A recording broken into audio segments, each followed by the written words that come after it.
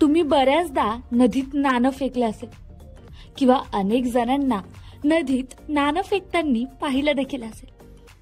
पण कधी हा विचार केला का की आपण नदीत नाणं का फेकतो, दुसरीकडे का फेकत नाही, नदीतच का? तर चला जाणून घेऊया की काय आहे या पाठीमागचं शास्त्रीय कारण. तर नदीत नाणं फेकण्याची परंपरा ही फार जुनी आहे. असं म्हणतात की नदीत नाणं फेकल्याने देवी लक्ष्मीला ते अर्पण केल्यासारखं असतं.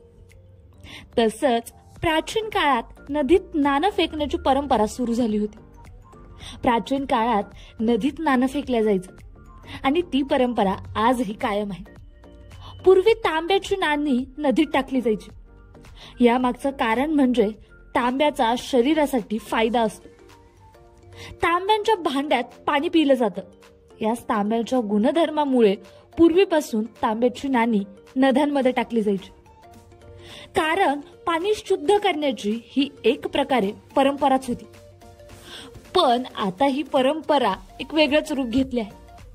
त्या काळी नाणं यासाठी फेकायचे की नदीतलं पाणी शुद्ध व्हावं. पण आजही आपण नाणी फेकतोच.